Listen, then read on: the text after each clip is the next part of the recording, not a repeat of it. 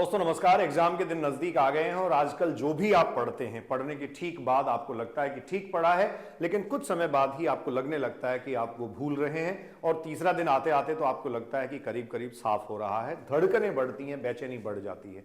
आपकी धड़कनों को काबू में रखने और आपकी बेचैनी का समाधान करने के लिए मैं इस वीडियो में आपसे डिस्कस करूंगा psychological technique the forgetting curve, जो साइकोलॉजिकल एक्सपर्ट्स के थ्रू सजेस्ट किया गया है और ये आपके रिवीजन को बहुत स्ट्रॉन्ग कर देगा। इस वीडियो में तीन मुख्य रूप से बातें मैं आपके साथ साझा करने वाला हूं, the revision, the recall and the retention. सबसे ज्यादा अच्छे तरीके से कैसे रिटेन रखा जाए। मेरे पीछे स्क्रीन पे आप टाइटल देख रहे होंगे। ऐसे अगर रिवीजन करेंगे तो पढ़ा हुआ सब कुछ याद रहेगा। कैसे याद रह सकता है, क्या क्या तरीके इसको याद रखने के हो सकते हैं, आइए इस पे बात करते हैं। देखिए, साइंटिफिक मेथड ऑफ लर्निंग क्या कहता है। साइंटिफिक मेथड ऑफ लर्निंग ये कहता है कि किसी भी बात को या किसी भी चीज को हमें समझकर पढ़ना चाहिए और उसका फील अगर हम अपने अंदर ले लेते हैं, हमें लगने लगता है कि हाँ ये हमें समझ आ रही है, तो निश्चित तौर पर उसके आपके दिमाग में टिके रहने की संभावना ज्यादा है। खैर, अगर आपके साथ दिक्कत है कि बहुत सारी चीजें आपको समझ नहीं आई हैं, टॉपिक्स का बैकलॉग रह रहा है, तो उसका समाधान भी मैं इस वीडियो की दूसरी स्लाइड में आपको बताऊंगा। वीडियो को आखिर तक आप देखिए और उसके बाद में एक बार प्रयास जरूर करिए, निश्चित तौर पर आपको फायदा होगा। तो दूसरी बात मैंने यहां मेंशन की है कि क्लासरूम नोट्स हमारे पास होते हैं, एनसीईआरटी हमारे पास होती है और प्रीवियस ईयर्स एग्जाम क्वेश्चंस हमारे पास होते हैं। स्पेशली मैं नीट एस्पिरेंट से बात करूंगा क्योंकि नीट एस्पिरेंट से मैं सीधा सीधा जुड़ा हुआ हूं। क्लासरूम्स में उनसे मुखातिब होता रहता हूं, मिलता रहता हूं। आप क्लासरूम नोट्स पढ़ें। क्लासरूम नोट्स को आप एग्जैक्टली बहुत कम टाइम में और शॉर्ट ड्यूरेशन में उसी समय रिवाइज करें।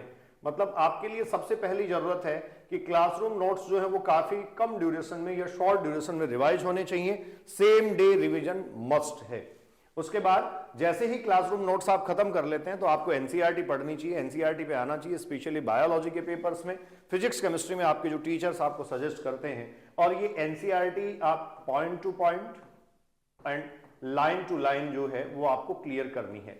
जब आप क्लासरूम नोट्स बहुत अच्छे तरीके से तैयार करके पढ़ रहे हैं तो डेफिनेटली एनसीईआरटी आपकी 60, 70, 80, 90% तक क्लियर होने की संभावना बढ़ जाएगी। वो तब जब आपको क्लासरूम में एफिशिएंटली पढ़ाया गया है। कुछ चीजें आपकी बचती हैं, उनको क्लियर कीजिए और उसके ठीक बाद आप अपने प्रीवियस ईयर्स एग्जाम क्वेश्चंस जो है पीवाईक्यू जिसको हम कहते हैं, उनको सॉल्व करिए। देखिए, पीवाईक्यू एक ऐसी चीज है बच्चों जो सबसे ज्यादा कॉन्फिडेंस आपको देती है। अब असली बात पे आते हैं, असली मुद्दे पे आते हैं कि आपको पढ़ा हुआ याद कैसे रहे, पढ़े हुए को कैसे याद रखें, कैसे उसको रिटेन करें। तो उसको रिटेन करने का तरीका ये आपके सामने है, फास्ट लर्निंग स्किल। ये स्लाइड आप देख रहे हैं, फास्ट लर्निंग स्किल, और बहुत ज्यादा कॉम्प्लेक्सिटी क्रिएट ना करते हुए सिर्फ मैंने इसमें 2 से 3 बातें रखी हैं और ये जो 2-3 बातें हैं ये डेफिनेटली आपको बेनिफिट देंगी, आपको फायदा देंगी। देखिए, आप रिवीजन करते हैं और आप रिवीजन करने के बाद आपको लगने लगता है कि थोड़ा आपको याद रह रहा है, तो एक कर्व यहां मैं डिजाइन कर रहा हूं, वो आप देखिएगा। ये मैं कर्व जो डिजाइन कर रहा हूं उसमें एक तरफ मैं डेज ले लेता हूं, first day, second, third, fourth, fifth, sixth and 7th day. मतलब ये आपने पढ़ाई करी, ये पहला दिन है, ये दूसरा दिन है, 3, 4, 5, 6 एंड 7 डेज, एक वीक का हम प्लान इसमें ले लेते हैं। ठीक है। जब आप पढ़ते हैं पहले दिन तो कोई भी चीज आपने पढ़ी, मैं ये मान लेता हूं कि आपको वो 100% जितना आपने जिस टाइम पढ़ा था आपको 100% क्लियर थी। उसके बाद ये 90%, उसके बाद ये 80%, उसके बाद ये 70% और उसके बाद 60%। मतलब ये जो है वो यहां आते आते रिडक्शन इसमें ये आना शुरू हो जाएगा। तो जब पहली बार आप स्टडी करेंगे बच्चों, मैं आपको पहली बार वाली कंडीशन पे ला रहा हूं, जब पहली बार आप स्टडी करेंगे तो पहले दिन आपको 100% ये याद रहेगी, लेकिन यहां से ये जो है वो नीचे आना शुरू होगा, कर्व आपका नीचे आना शुरू होगा। दूसरे दिन, तीसरे दिन आते आते आप ये कह सकते हैं आपने जो 100% याद किया था, तीसरे दिन आते आते आपका वो 60% तक ही रह जाएगा, करीब करीब आधा और आधे से ज्यादा ही याद रहेगा। स्टार मार्क कीजिए और समझिए इस बात को कि तीसरे दिन आपको एक एक्टिव रिवीजन की जरूरत है। ये एक्टिव रिवीजन आप कैसे कर सकते हैं? आप जैसे कहेंगे कि सर एक चीज को लगा के हमने समय 3 से 4 घंटे में पढ़ा, तो उसको बहुत शॉर्ट टर्म ड्यूरेशन के रिवीजन में आप क्लियर कर लीजिए। अच्छा, रिवीजन कैसे किया जा सकता है ये बात भी मैं आपसे डिस्कस करूंगा। अब मैं ये कह रहा हूं कि तीसरे दिन फिर आपने इसको रिवाइज किया, तो तीसरे दिन रिवाइज करते ही देखिए आपका ग्राफ फिर जो है वो यहां पहुंच गया और ये जो है वो अगले दिन आप जाते जाते मतलब आगे की तरफ आप देखेंगे तो ये ग्राफ नीचे की तरफ शिफ्ट होने के बजाय इस तरफ इस तरीके से शिफ्ट होने लगेंगे। और अगर आपने 7वें दिन फिर से इसको रिवाइज किया है, 7th डे अगर आपने फिर से इसको थोड़ा सा रिवाइज किया है, तो बच्चों ये बहुत क्लियरली आपके सामने देखने वाली बात है कि 90% से ज्यादा, मोर देन 90%, अबाव 90% आपको याद रह पाएगा। तो ये जो ग्राफ मैंने यहां दिया है, हम साइंस के लोग हैं, ग्राफिकल प्रेजेंटेशन से बहुत सारी चीजें समझते हैं। ये आपके पास इस तरफ डेज है और मैंने डेज को यहां रिटेंशन के साथ, मतलब आप कितना रिटेन कर पाते हैं उस रिटेंशन के साथ मैंने यहां मार्क किया है। तो देखिए, जब भी आप पढ़ें, पढ़ने के बाद तीसरे दिन एक एक्टिव रिवीजन उसका जरूर करें। अब दुविधा ये होती है कि बहुत लंबा टाइम लगा के पढ़ाई करी, फिर रिवीजन में इतना ही समय जाया हो जाएगा। तो आप 1 2 3 लोगों का, 4 लोगों का एक ग्रुप बनाइए, अपने दोस्तों के साथ रहिए, उसको वो बात सुनाइए, बताइए, उससे डिस्कस करिए। अगर उसको नहीं आती है तो उसको सिखा दीजिए। ये सब जो तरीके हैं वो आपके रिवीजन के होने चाहिए। मैं कहना चाह रहा हूं कि पहले दिन जैसा आपने तैयारी की थी, पहले दिन जैसा आपने चीज को किसी को पढ़ा था, डे फर्स्ट में आपका जो एक्शन था, डे थर्ड में आपका एक्शन बच्चों सिमिलर नहीं होना चाहिए। तीसरे दिन आपका एक्शन बिल्कुल भी सिमिलर नहीं होना चाहिए। अगर तीसरे दिन भी आपका एक्शन सिमिलर है तो आप अपनी स्किल्स को डिग्रेड कर रहे हैं, आप उतना अच्छा रिवाइज नहीं कर पाएंगे।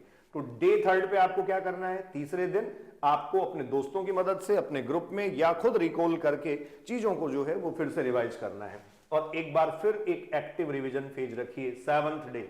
अब मैं आपको ये कह दूंगा कि active revision phase 7th day जो है, इसकी तो आपको जरूरत भी नहीं है।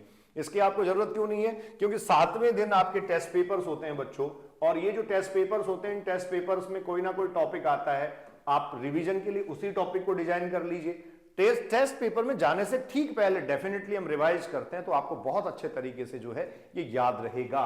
आप इस साइकोलॉजिकल कर्व के अकॉर्डिंग देख पा रहे हैं कि 7वें दिन जो है वो आपको 90% याद रहेगा। और एग्जाम हॉल में जब 90% तक आपको याद रहता है, तो मैं डेफिनेटली ये कह सकता हूं कि आपका जो कॉन्फिडेंस है वो कॉन्फिडेंस बहुत ऊपर होता है। और कॉन्फिडेंस दुनिया में आपसे सब कुछ करवा सकता है, किसी और चीज की कभी भी जरूरत नहीं है। तो ये रिवीजन के लिए एक स्पेसिफिक स्किल जो है वो मेंटेन करिए।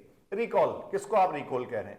उठते, जागते, सोते, बैठते, खाते, पीते, गाते, सुनते, हंसते, मुस्कुराते, रिकॉल कर सकते हैं आप चीजों को। ठीक है, मैं कभी कभार अपनी गाड़ी में जब चलता हूं तो जाते जाते मैं सोचता हूं कि आज टॉपिक मुझे ये क्लियर करना है, तो ठीक है, यहां ये एक स्पेसिफिक पॉइंट है जो मेरे दिमाग में आ जाता है और उसको मैं डिलीवर कर देता हूं। या फिर क्लासरूम में डिस्कशन करते करते, पढ़ाते पढ़ाते कई बार चीजें रिकॉल होती हैं, तो रिकॉल होती है प्रैक्टिस से चीजें।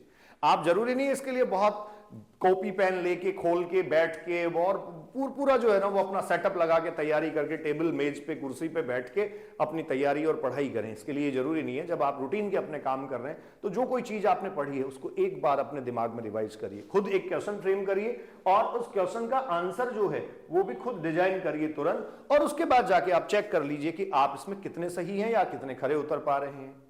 क्लियर? तो पहला था रिवीजन, दूसरा था रिकॉल, थर्ड रिटेंशन।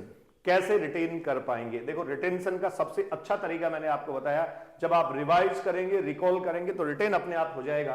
रिटेंशन का सबसे अच्छा तरीका मैंने आपको बताया, 7वें दिन आपको 90% से ज्यादा याद रहेगा। और अगर 7वें दिन आपको 90% से ज्यादा याद है तो ये आपकी परमानेंट मेमोरी में शिफ्ट होने की पॉसिबिलिटी है। तो मैं फिर आपको कह रहा हूं, रिटेंशन का तरीका ये है। राकेश मेरे साथ रहता है, सुरेश भी मेरे साथ रहता है। राकेश, सुरेश और महेश 3 मेरे दोस्त हैं, लेकिन उनको एक टॉपिक अच्छा नहीं आता। अगर मैं उनको बता दूंगा तो मुझे ये लगता है नहीं यार, कॉम्पिटिटिव एग्जाम में बैठा हूं, कॉम्पिटिटिव एग्जाम की तैयारी कर रहा हूं, इनको फायदा हो जाएगा। याद रखें, अगर आप उनको बताने निकले हैं तो फायदा आपको उनसे कहीं ज्यादा होगा, क्योंकि किसी को भी समझाने से पहले खुद को समझने की जरूरत होती है। अगर आप खुद समझ पाए हैं तो डेफिनेटली किसी को आप समझा पाएंगे, तो उनकी समस्या का समाधान भी करिए। कुछ चीजें जो आपको नहीं आती वो उनसे सीख लीजिए, और इस तरीके से आप जो है वो अपना 100% रिटेन कर सकते हैं।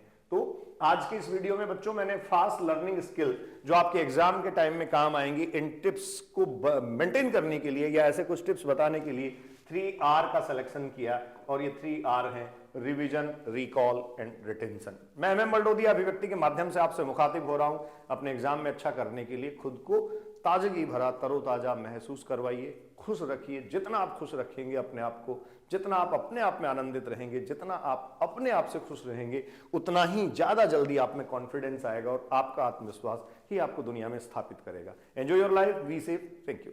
जुड़े रहिए, प्यार मोहब्बत जुटाते रहिए। आपका अपना चैनल जो सदैव ऑथेंटिसिटी को अपनी प्रायोरिटी रखता है, ऑथेंटिक इंफॉर्मेशन को आप तक पहुंचाता है। इसी प्रकार से आपका साथ, स्नेह और सहकार मिलता रहे। बहुत बहुत धन्यवाद।